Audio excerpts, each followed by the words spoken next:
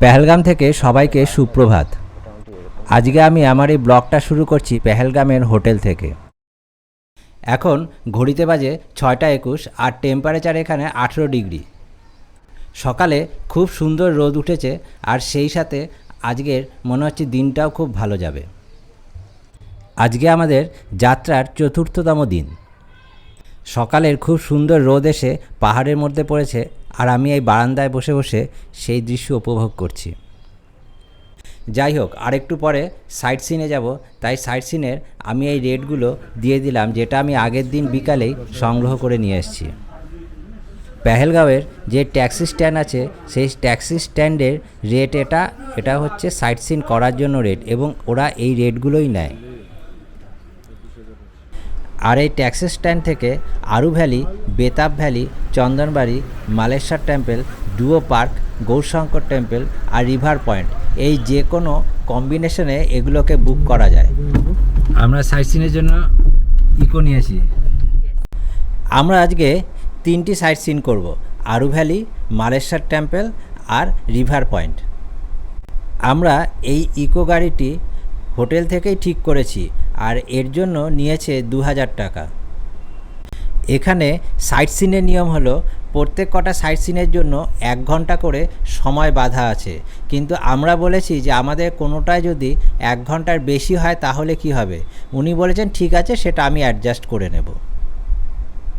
প্রত্যেক সাইট সিনের জন্য 1 ঘন্টা করে সময় বেঁধে দেওয়া আছে, তার থেকে বেশি হলে 300 টাকা অথবা 500 টাকা করে ফাইন দিতে হয়। আমরা এখন প্রবেশ করেছি আরু ভ্যালি স্যাংচুয়ারিতে।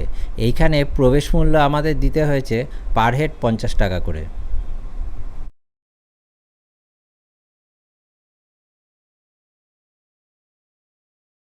আর এখানে ল্যান্ডস্কেপ সত্যি অপূর্ব। আর আজকে সকালে যেরকম একটু রোদ উঠেছিল, এখন আবার আকাশটা মেঘলা হয়ে টিপটিপ বৃষ্টি পড়ছে আর অপূর্ব সুন্দর লাগছে দূরের পাহাড়গুলোকে। দুটো রূপই সুন্দর, সূর্য উঠলে যেরকম সুন্দর লাগে, আবার হালকা মেঘেও খুব সুন্দর লাগছে এই পেহেলগাঁও।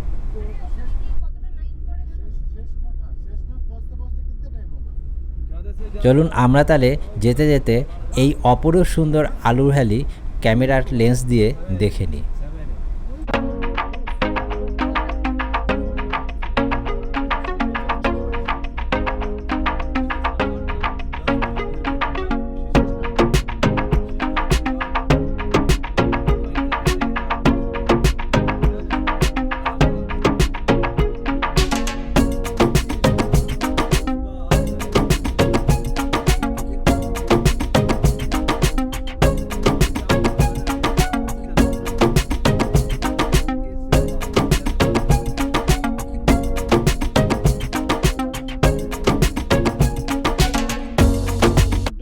আমরা এখন ক্রস করছি লিডার নদী।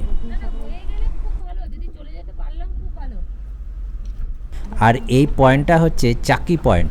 এইখানে সবাই এসে ফটো তোলে এবং দারুণ সুন্দর এইখানে ফটো ওঠে। আমরা যেহেতু আরু ভ্যালি যাচ্ছি তাই আমরা এই জায়গাতে আর নামলাম না। আমরা এখন পৌঁছে গেছি आरू वैली। केव और आरू वैली कितना लगेगा केव और आरू वैली? दोनों पॉइंट का करेगा 1000 करेगा, 1000। यहाँ से आरू वैली कितना दूर है? आरू वैली टोटल आपको दोनों पॉइंट का लगेगा 1 घंटा आने जाने का। 1 घंटा? 1 आवर इज गोइंग बैक। क्या सर 25 खरीदार यहाँ से एक आदमी का 1000 रुपया लगेगा आरू वैली जाने के लिए। कि जावे ना कम मिलेगा? दोनों वैली का 1200 है। अच्छा। दोनों मिलाकर हमको बोलता हम 1000 दो घोड़े लगता है 2000 पड़ेगा।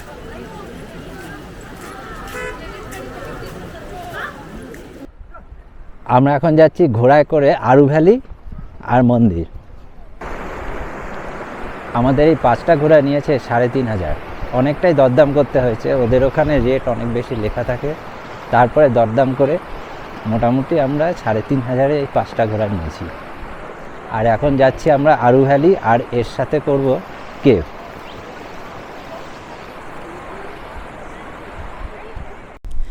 আর এই 5টা ঘোড়া ওদের রেট অনুযায়ী 10,000 টাকা, সেইখানে আমরা অনেক দরদামের পর এটাকে 3,500-এ রাজি করিয়েছি। আমরা প্রথমে যাচ্ছি কেভে, রাস্তা, আর এইটা হচ্ছে কেভে যাওয়ার রাস্তা।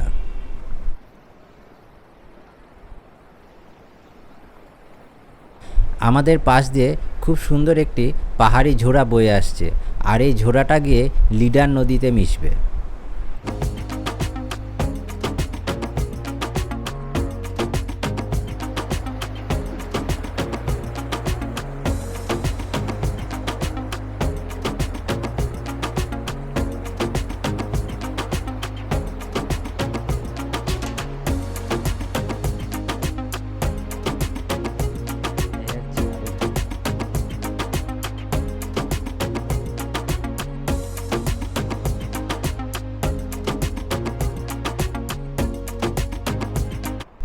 এই পুরোটাই হচ্ছে আরু ভ্যালি। এই আরু ভ্যালি অনন্তনাগ ডিস্ট্রিক্টে পড়ে, আর এটি হচ্ছে পেহেলগাঁও থেকে 12 কিলোমিটার দূরে। এই আরু ভ্যালির উচ্চতা ভূপৃষ্ঠ থেকে প্রায় 8,000 ফিট।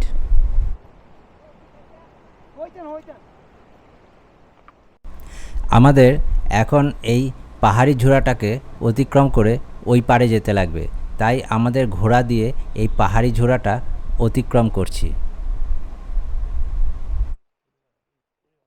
এবং এইগুলো ক্রস করা যথেষ্টই ঝুঁকিপূর্ণ।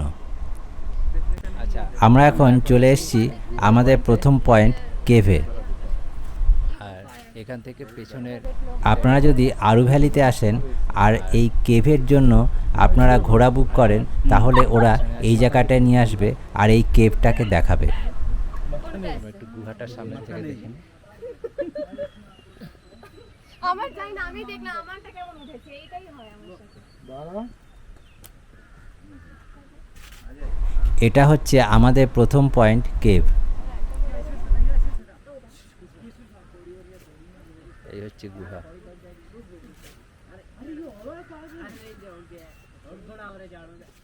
আমরা এখন যাচ্ছি আরু ভ্যালির দিকে। কেভ দেখা হয়ে গেছে, এখন আমরা আরু ভ্যালি যাচ্ছি। এবার আমাদের নদী ক্রস করতে লাগবে ঘোড়ায় করে। আসলে আমি এটাকে নদী বলছি বটে, কিন্তু এটা আসলে একটা পাহাড়ি ঝোড়া।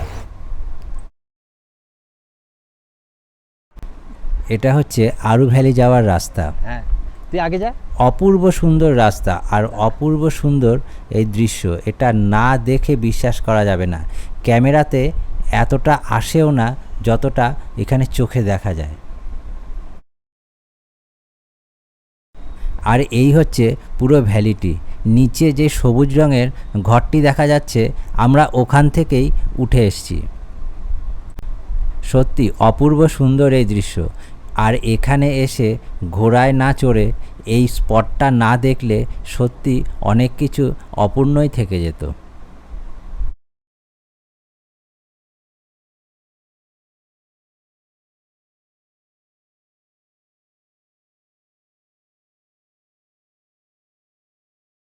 আর এই পাহাড়ি রাস্তায় ঘোড়ায় করে যাওয়ার যে রোমাঞ্চকর অভিজ্ঞতা, সেটা আমাদের এখানেই হয়েছে।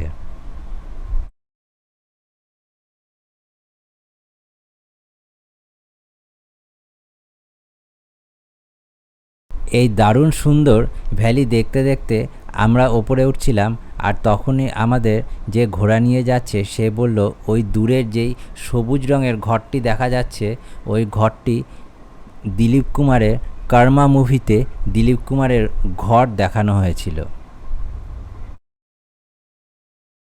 আমরা যখন এরপরে নিচে যাব, তখন এই ঘরটিকে খুব কাছে থেকে দেখে নেব।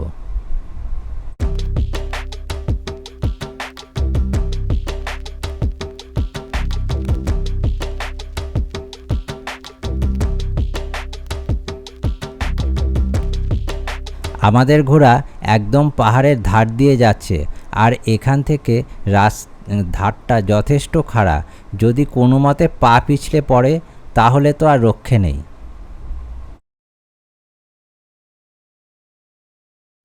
এই হচ্ছে আরু ভ্যালি যাওয়ার রাস্তা। খুবই সুন্দর কিন্তু ভয়ঙ্কর। আমরা এই ঘোড়ার রাইডটা দারুণভাবে উপভোগ করছি।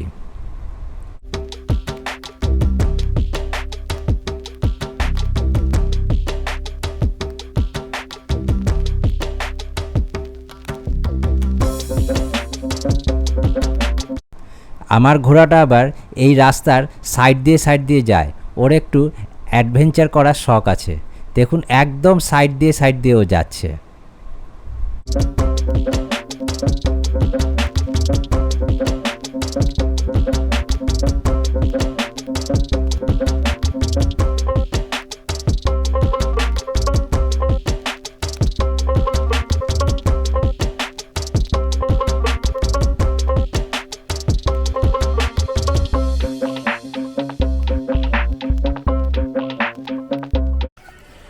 আরু ভ্যালিতে আসলে অবশ্যই এই ঘোড়ার ট্র্যাকটা করবেন, বেশ একটা অ্যাডভেঞ্চারও লাগবে, একদম পাশ দিয়ে নিয়ে আসে, দারুণ এই ঘোড়ার অ্যাডভেঞ্চারটা। এই সামনেই আমাদের ঘোড়া থেকে নামতে হবে, আর আমরা এসে গেছি এখন আরু ভ্যালিতে।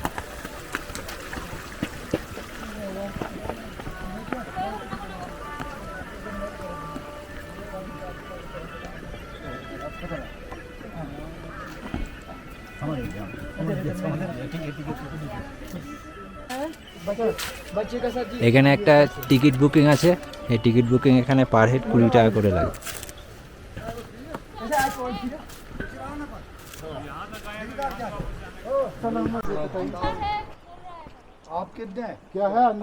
এইখানে টিকিট বুকিং পার পার্সন 20 টাকা।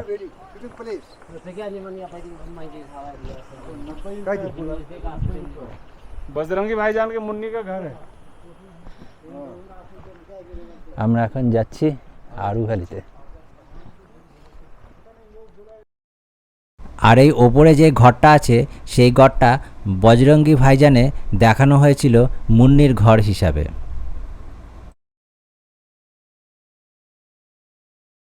আর এই হচ্ছে আরু ভ্যালি, অপূর্ব সুন্দর এই আরু ভ্যালি। এটা হচ্ছে পুরোটাই আরু ভ্যালি।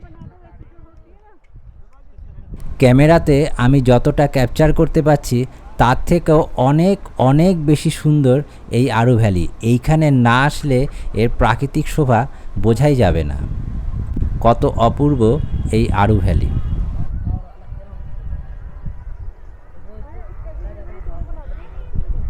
এই রাস্তাটা দিয়ে আগে স্ট্যান্ডে যাওয়া যেত, কিন্তু এখন এই রাস্তাটা বন্ধ আছে যাওয়ার জন্য, তাই এখানে যারা যাচ্ছে আবার ওখান থেকে ফিরে চলে আসতে হচ্ছে।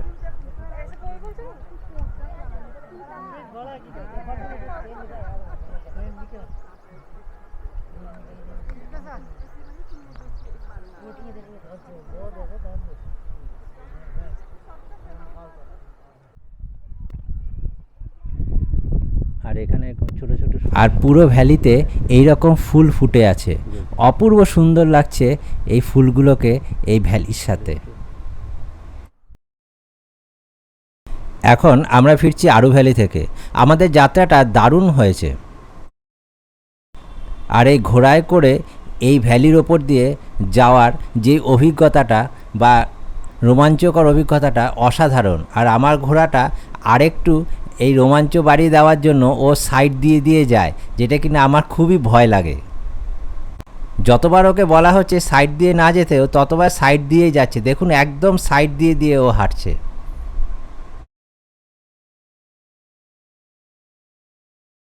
আর আমার সামনে এই বিস্তীর্ণ আরু ভ্যালি।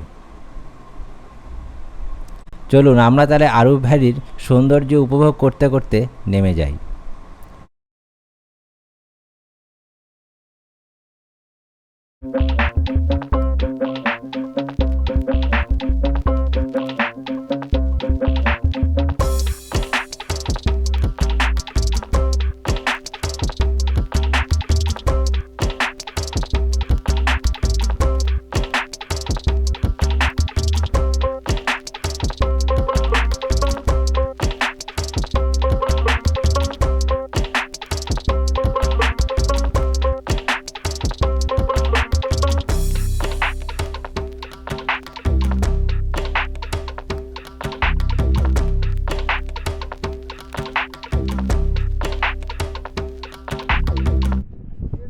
আমাদের এই দুটো স্পট ঘুরতে সময় লেগেছে প্রায় 1.25 ঘন্টার মতো। আর আমাদের ড্রাইভারকে আগের থেকেই বলা আছে উনি আমাদের সময়টা অ্যাডজাস্ট করে নেবেন, না হলে আমাদের এখানেই প্রায় 500 টাকার মতন ফাইন দিতে হতো। এই হচ্ছে পুরো ভ্যালিটা।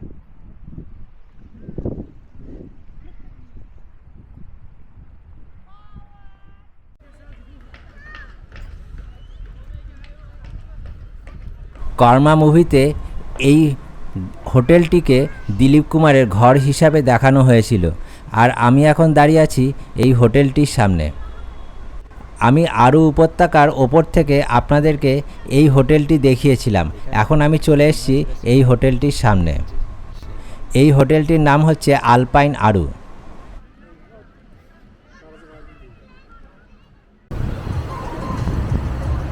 আমরা আরু ভ্যালি থেকে বেরিয়ে এখন যাচ্ছি ডুও পার্কে। আমরা রিভার পয়েন্ট ক্যান্সেল করেছি, তার কারণ আমরা র্যাফটিং করব না বলে আমরা এসেছি এখন ডুও পার্কে। এই ডুও পার্কে আসতে 15 থেকে 20 মিনিট সময় লাগে। এই ডুও পার্কটি লিডার নদীর পাশেই তৈরি হয়েছে।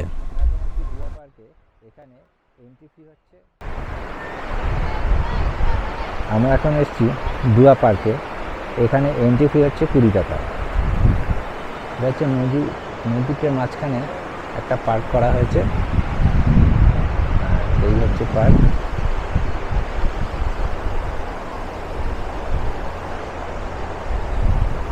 এই হচ্ছে পার্ক। আমরা এখন পার্কে ঢুকছি। কথা বলে জানলাম এই রিভারটাকে লেদ্রি বলে।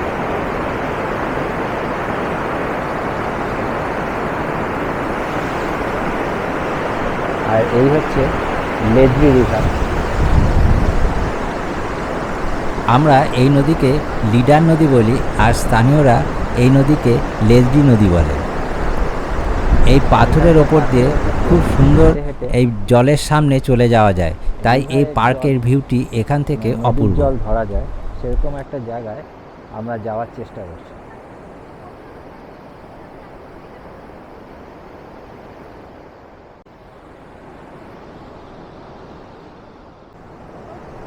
আমি এখন এই পাথরগুলোর ওপরে বসে আছি, আর আমার পেছন দিয়ে সশব্দে বয়ে চলছে লিডার নদী। এখন এখানের ওয়েদার খুবই সুন্দর, আর সেই সাথে খুব সুন্দর হাওয়া বইছে। আর এই নদীকে দেখে আমার রবি ঠাকুরের দুটো লাইন মনে পড়ে গেল। নির্ঝরের স্বপ্নেভঙ্গে রবি ঠাকুর লিখেছিলেন, আমি ঢালিব করুণা ধারা, আমি ভাঙিব পাষাণ কারা, আমি জগৎ প্লাবিয়া বেড়াবো গাহিয়া আকুল পাগল পাড়া। পেহেলগাঁওয়ে আসলে এই ডুও পার্কে অবশ্যই আসবেন, আর এখানে 1 ঘন্টা মতন সময় কাটিয়ে যাবেন এই নদীটির পাশে। আর এই নদীটির তীরেই আছে পাইন ফরেস্ট, যা এই পরিবেশকে আরও আকর্ষণীয় করে তুলেছে।